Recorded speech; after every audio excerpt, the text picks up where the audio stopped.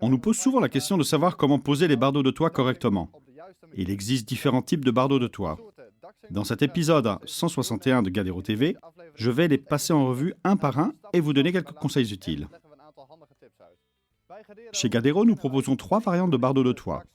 Nous avons les bardeaux droits, ceux-ci ont la partie inférieure droite et ont 3 tuiles. Nous avons les bardeaux hexagonaux. Ils ont une tuile en forme de diamant et se posent en décalé. Nous en reparlerons dans un instant. Et nous avons les bardeaux en queue de castor. Ces derniers sont également assez populaires, mais les bardeaux les plus populaires sont les bardeaux droits. Certains de nos abris de jardin en bois sont proposés avec du feutre bitumé pour le toit en option payante. Nous recommandons toujours de choisir une couverture de toit qui a la plus longue durée de vie, comme les bardeaux de toit par exemple. Chaque abri de jardin est différent et les diverses options disponibles sont toujours indiquées. À vous de choisir donc. Si vous souhaitez prolonger la durée de vie de vos bardeaux, vous pouvez également choisir de commander ce feutre bitumé en plus des bardeaux de toit. Vous pouvez utiliser ce feutre bitumé comme sous-couche sous vos bardeaux de toit. Vous pouvez ainsi prolonger la durée de vie de vos bardeaux de toit.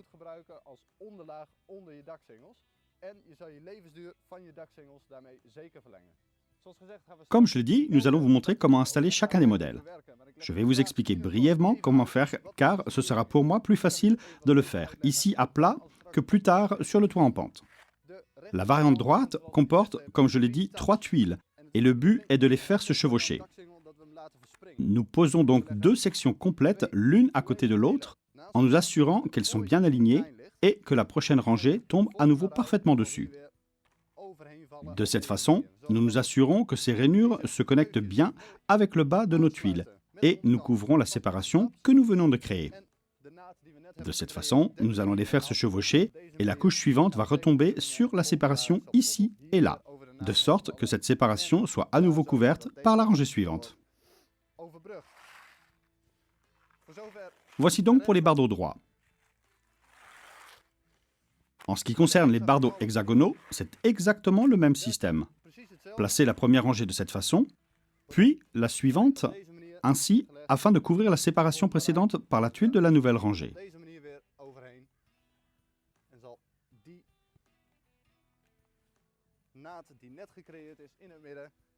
Même chose avec les bardeaux de toit en queue de castor.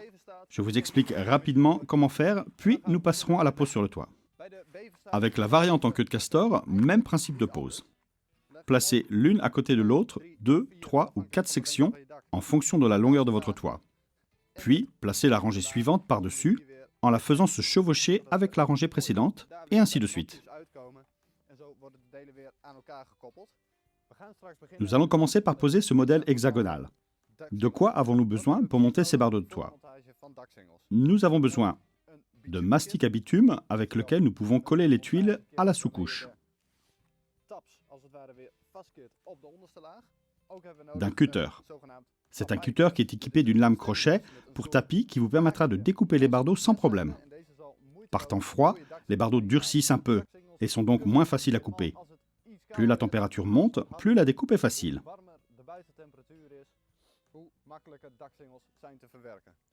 Et nous avons aussi des petits clous spéciaux. Ils ont une tête bien large pour ne pas traverser la tuile.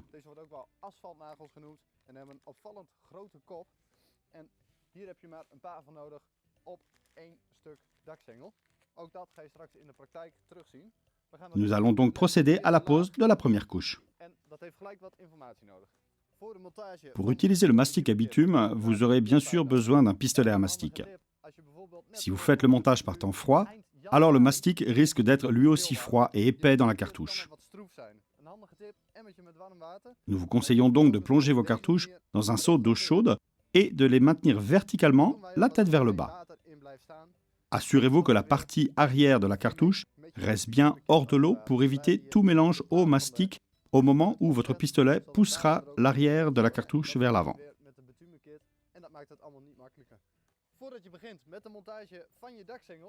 Avant de commencer la pose des bardeaux de toit, il est important de contrôler si la surface est parfaitement plane.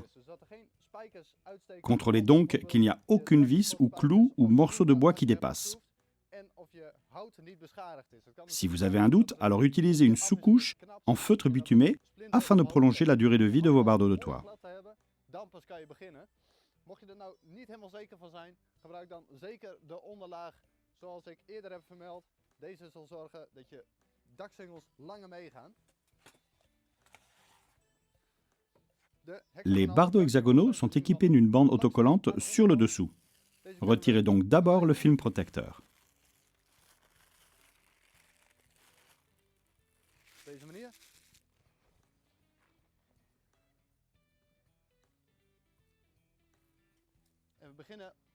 Nous ne pouvons bien évidemment pas poser la première rangée avec les tuiles vers le bas, comme nous le ferons par la suite pour les autres rangées. Il faut donc retourner la section, ainsi, afin d'avoir le bord du toit complètement recouvert. Laissez le bardeau dépasser du toit d'environ 1 à 2 cm. Mon équerre fait ici exactement la bonne mesure, ce qui me permettra d'avoir la bonne mesure des deux côtés de la section. Sur le côté, le bardeau doit arriver parfaitement aligné avec le toit.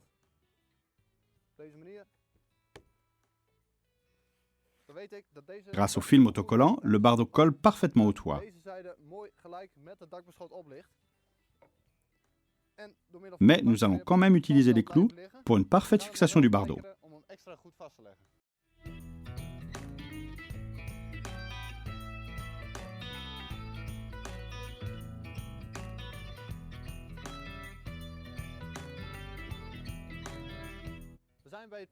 Nous arrivons au point où nous avons aligné 3 sections complètes de 3 tuiles.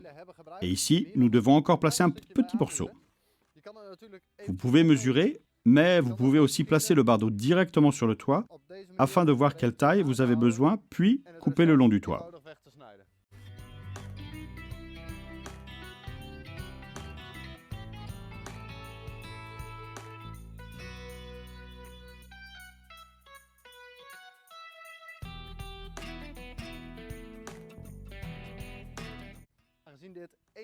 Comme il s'agit d'un tout petit morceau, avec un seul clou, ce morceau pourrait encore bouger.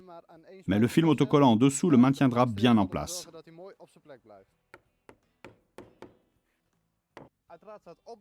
Sur l'emballage, vous trouverez aussi un mode d'emploi très complet. Avant d'utiliser un nouveau paquet, tordez légèrement le paquet comme ceci, des deux côtés, afin que les bardeaux à l'intérieur soient bien flexibles.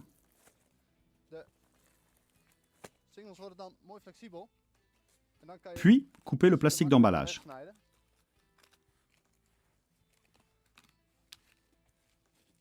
En coupant le plastique, faites bien attention de ne pas abîmer les bardeaux avec votre cutter. Vous éviterez ainsi des fuites inutiles par la suite. Vous pouvez choisir aussi d'ouvrir via le côté pour limiter les risques de coupure. Puis, placez le paquet ainsi ouvert sur votre toit à portée de main. Ce morceau est celui qu'il nous reste après la découpe pour finir la première rangée. Nous avons utilisé une tuile. Il nous en reste donc 2 sur ce morceau. Nous le gardons car il nous servira par la suite. Pour la deuxième rangée, nous commençons par recouvrir cette jonction entre 2 sections. Nous allons donc la recouvrir avec une nouvelle tuile. Avec la tuile centrale, nous recouvrons donc la jonction.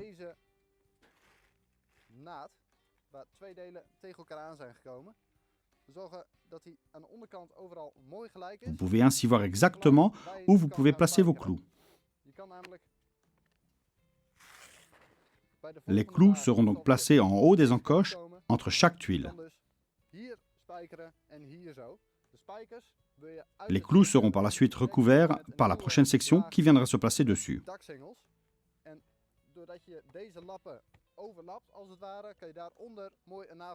Nous allons donc ainsi placer la couche suivante.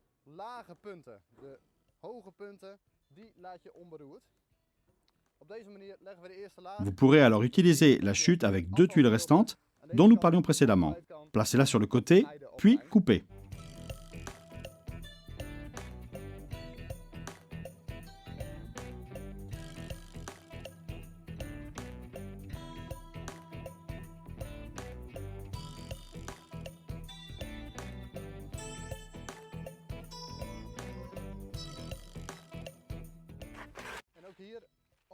Ici aussi, nous posons une section complète et nous coupons un morceau en suivant le bord du toit.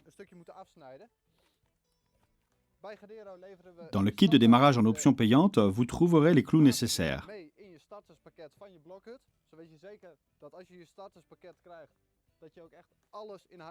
Si vous achetez les clous ailleurs, alors faites bien attention à prendre la bonne longueur de clous. En effet, l'épaisseur des lames de toit est en général de 18 mm. Donc, si vous achetez des clous trop longs, alors ils traversent votre toit et les pointes des clous seront alors visibles depuis l'intérieur de votre abri de jardin. Pensez donc à ceci en achetant vos clous.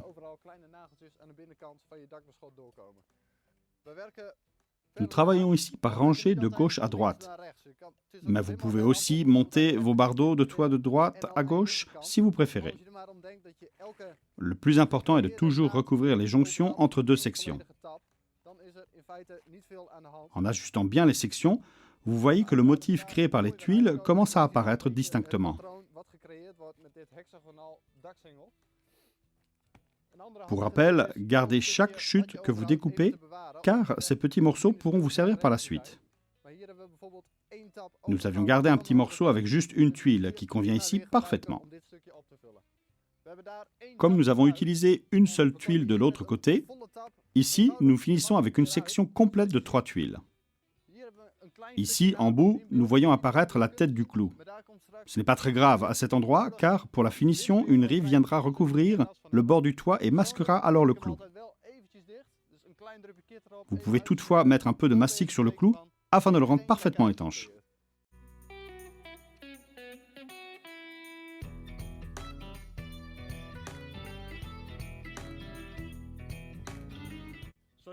Comme vous pouvez le constater, les couvertures des deux côtés du toit se chevauchent. Nous avons déjà coupé le morceau de l'autre côté qui dépassait.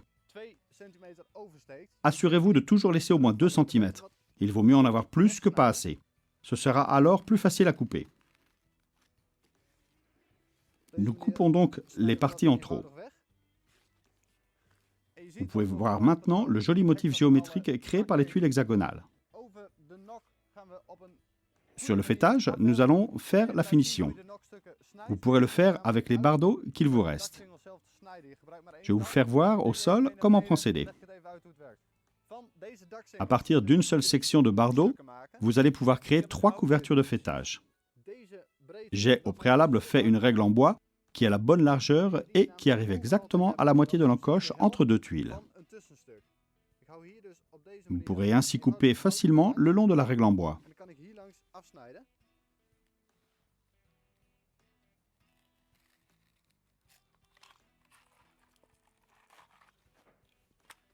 Notre première tuile est ainsi prête. Je fais de même avec les 2 autres.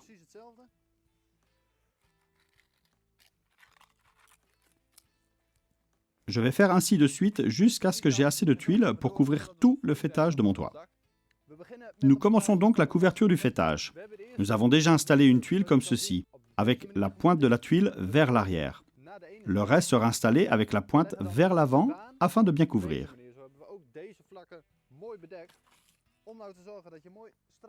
Afin de les poser bien droites et alignées, j'ai installé comme ceci une cordelette sur le côté. En suivant la ligne droite créée par la cordelette, alors j'obtiendrai un parfait alignement des tuiles. Retirez le film protecteur de l'autocollant, puis appliquez la tuile comme ceci avec la pointe vers l'avant.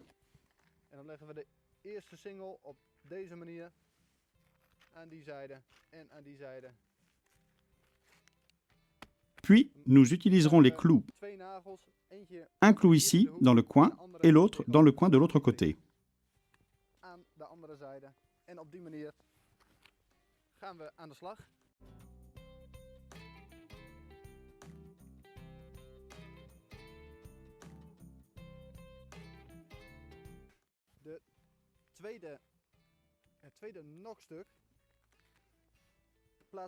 Nous alignons la deuxième tuile avec la première tuile. Pour ce faire, nous prenons la ligne partant de ce point sur la première tuile et passant par le haut de la pointe de la deuxième tuile. Nous couvrons ainsi le clou de la première tuile avec la deuxième tuile.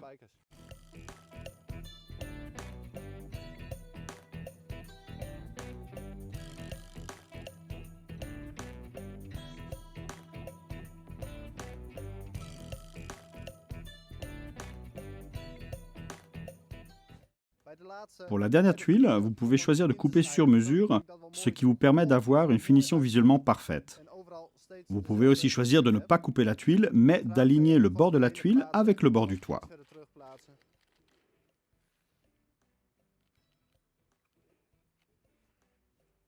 Nous alignons la dernière tuile avec la précédente.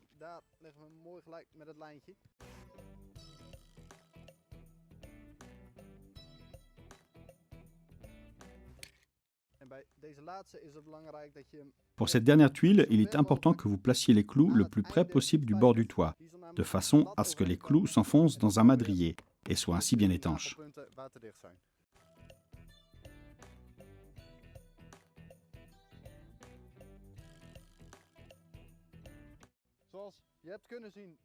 Comme vous pouvez le voir, nous avons bien collé les tuiles avec la face autocollante. Mais pourtant, certaines tuiles se relèvent un peu avec le vent. Avec une température assez basse, il arrive en effet que les tuiles se décollent. Nous vous conseillons donc d'utiliser du mastic à bitume sous chacune des tuiles et d'appuyer un peu dessus pour que le mastic colle bien. Faites de même avec les tuiles sur le faîtage.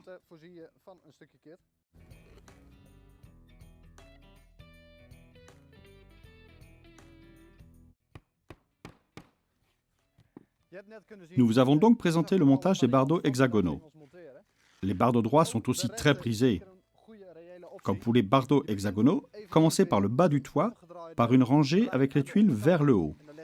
Puis, pour les rangées suivantes, placez les tuiles vers le bas. Avec les tuiles droites, il est important de bien les aligner, donc la moitié d'une tuile doit arriver précisément sur la jonction de la rangée précédente, comme ici. Puis, vous travaillez de bas en haut. Ici, nous travaillons sur le toit d'un kiosque. Nous avons donc besoin de beaucoup plus de tuiles de faîtage que sur un toit à double pan.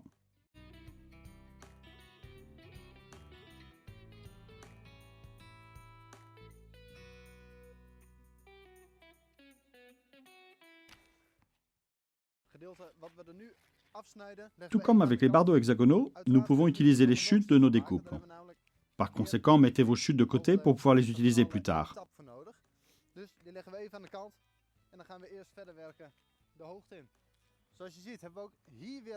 Ici, nous avons avec notre découpe une nouvelle jonction. Comme précédemment, nous allons la recouvrir avec une nouvelle tuile. Pour rappel, placez la nouvelle tuile bien au milieu. De la même manière, posez les autres bardeaux jusqu'en haut du toit.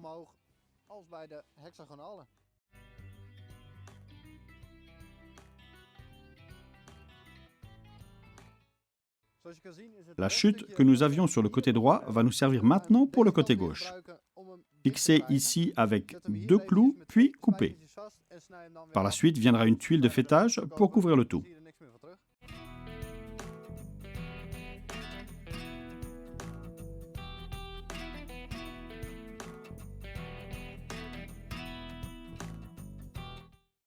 Avec ce bardeau, vous pouvez faire 3 pièces de faîtage.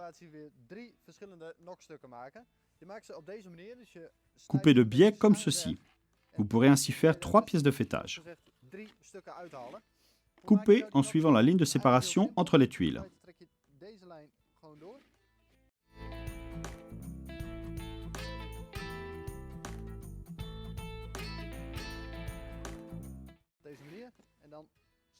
Puis coupez cette partie en biais. Le fait de couper en biais permettra par la suite à la tuile de bien se plier et prendre ainsi la forme bombée du faîtage.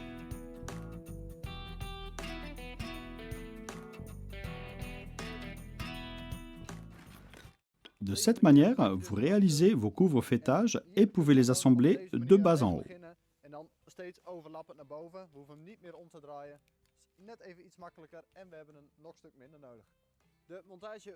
Comme pour les couvre-faîtages des bardeaux hexagonaux, un clou de chaque côté.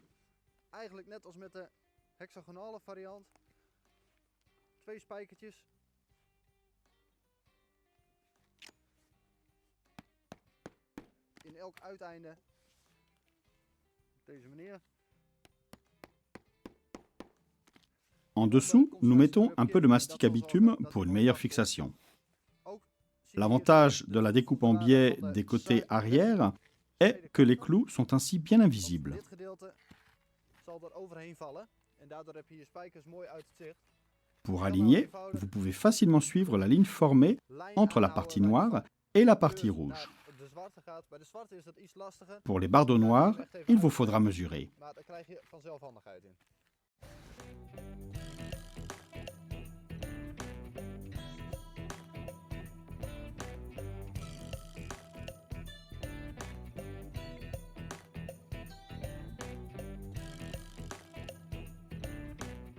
Uiteraard kan je ook hier weer Vous pouvez là aussi tirer une corde afin d'aligner les tuiles bien droites. Zo weet je zeker dat je mooi recht omhoog gaat. Onderin snijden En bas, we een on beetje découpe la door. partie qui dépasse en suivant le bord du toit. Op deze manier. Faites bien attention de ne pas découper le morceau de bardeau qui se trouve en dessous. De daksingel snijdt. Comme dit, mettre du mastic à bitume sous les tuiles Zoals en gezegd, travaillant de de bas vers le haut. mooi omhoog gaan werken. Bij dit type prieel Sur ce type de hebben we kiosque, hem nous avons utilisé une latte de finition en bois pour couvrir le fêtage. mooi zien dat we de Comme vous voyez, les tuiles sont bien droites. Dit hebben we bereikt door middel van een lijntje. N'hésitez pas à rajouter une goutte de mastic à bitume ici et là pour assurer une parfaite solidité et une parfaite étanchéité. Deze kant af en toe nog even kitten, maar vooral de lijnen mooi in één lijn houden. Dat is het advies. Nous allons maintenant passer à la variante en queue de castor. Los van het omdraaien van een Pour la première rangée tout en bas du toit, vous pouvez zou je er ook voor kunnen soit kiezen om retourner le bardeau avec les tuiles vers le bas, op deze manier eerst een laag soit van de couper les tuilen tuiles comme dans cet exemple ici, singles puis poser la prochaine rangée directement en dessus. dat zorgt voor een waterdicht geheel. Uiteraard werken we weer op dezelfde manier. Toujours garder au moins 2 cm qui dépassent du toit, Steeds onder kunnen houden voor de juiste overstek. puis fixer avec des clous.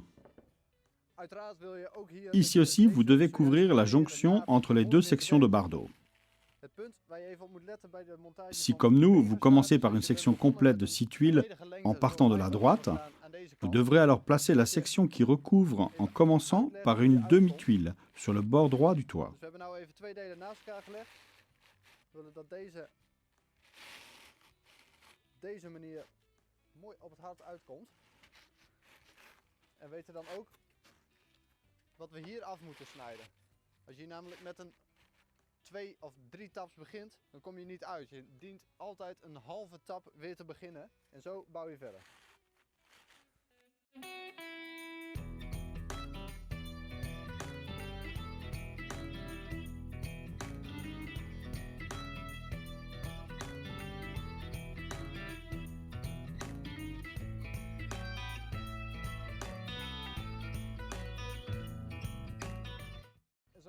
Comme vous pouvez le voir, nous pouvons donc commencer par une section complète.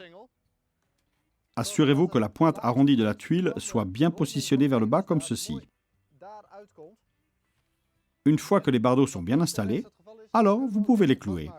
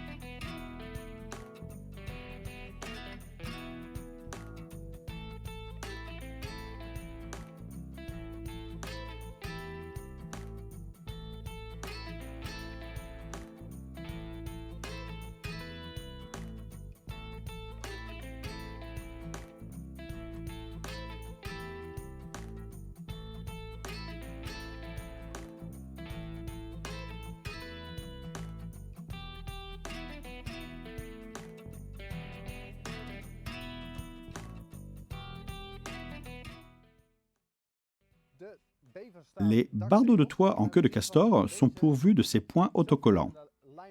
Cependant, comme pour les autres modèles, nous vous conseillons de coller les tuiles une par une avec du mastic pour bitume. Vous pourrez ainsi augmenter la durée de vie de votre couverture de toit, surtout si vous avez beaucoup de vent latéral qui risque de soulever les tuiles qui, à force, vont se fissurer et se casser. Les bardeaux de toit sont résistants, mais il faut cependant s'assurer qu'ils soient au préalable bien fixés. Pour les couvre-faîtages, de préférence ne pas les faire avec des tuiles en forme de queue de castor, car elles sont moins larges que les modèles droits ou hexagonaux. Comme vous le voyez, si on les place ainsi, elles arrivent tout juste à couvrir. L'idéal est de couvrir au moins jusqu'au bas des autres tuiles, au-delà de la partie avec la colle. Il vaut donc mieux utiliser des tuiles droites pour faire ça. Comme vous le voyez et comme expliqué précédemment, nous utilisons ici des tuiles droites rouges, de la même couleur que les bardeaux en queue de castor utilisés pour faire le reste. Ces tuiles droites sont suffisamment larges pour bien couvrir le faîtage.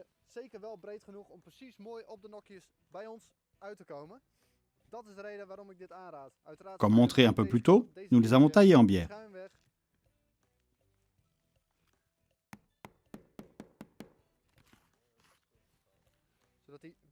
Les clous sont ainsi bien cachés dessous. On place la tuile suivante au niveau du changement de couleur. On peut ainsi tendre une corde pour avoir une ligne bien droite, comme expliqué précédemment.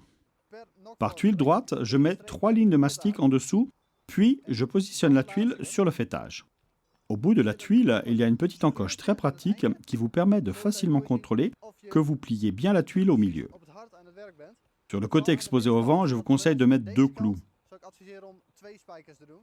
pour une meilleure fixation, mais aussi pour une meilleure finition. L'idéal est de mettre 2 clous de chaque côté.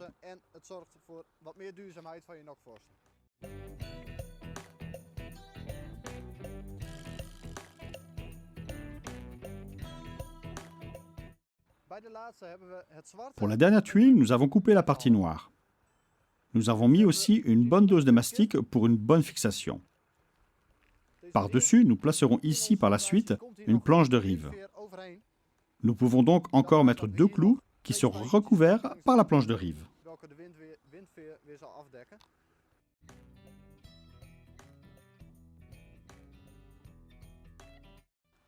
Vous voyez donc que nous pouvons ainsi couvrir les tuiles en queue de castor avec ces tuiles droites.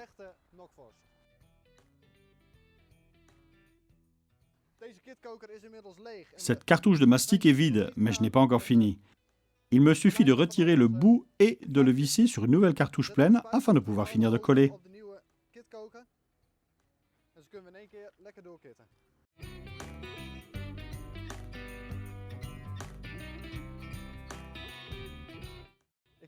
J'ai ici un récapitulatif pratique des différents bardeaux.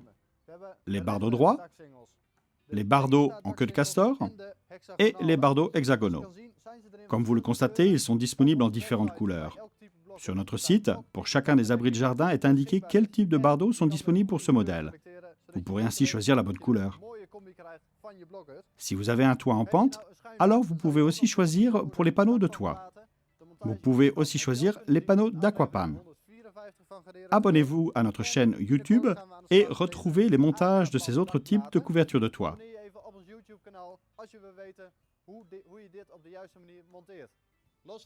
En plus des méthodes de montage que je viens de vous montrer, vous pouvez aussi monter comme suit. Nous avons placé une première sous-rangée de bord de toit, puis une rangée par-dessus. Placez par-dessus une série de 3 tuiles, puis le reste de la rangée de la même manière.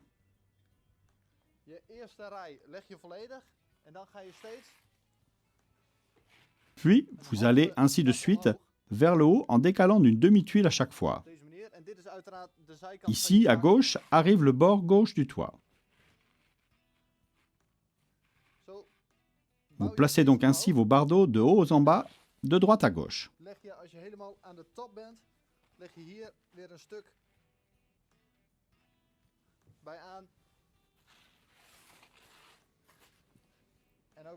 Fixez les tuiles avec des clous, soit en haut, soit en bas de la tuile. Et pour chacune des tuiles, mettez une dose de mastic pour une bonne adhérence et un toit solidement fixé. Attention, notez bien, vous avez besoin d'une pente de toit d'au moins 15 degrés afin de pouvoir poser ces bardeaux.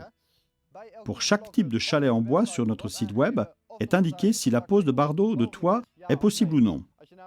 Si vous avez un abri dont le toit est trop plat, alors mieux vaut choisir par exemple des panneaux d'EasyPan ou un revêtement de PDM. Ce sera beaucoup plus durable sur le long terme. Ni Gadero ni le fabricant ne garantissent la bonne étanchéité si le toit est trop horizontal, car l'eau va à force s'accumuler et s'infiltrer. Par conséquent, choisissez une pente d'au moins 15 degrés pour votre toit. Pour une bonne évacuation de l'eau de pluie, vous pouvez aussi choisir par exemple de monter des gouttières. Rendez-vous sur Gadero TV ou sur notre chaîne YouTube et visionnez la vidéo Gouttières pour abri de jardin, montrant les différentes options de gouttières disponibles. Dans la présente vidéo, vous avez pu voir comment monter les 3 sortes de bardeaux de toit. Pour revoir les différentes formes et couleurs de bardeaux de toit, rendez-vous sur gadero.fr/tv et cliquez sur l'épisode 161. À bientôt!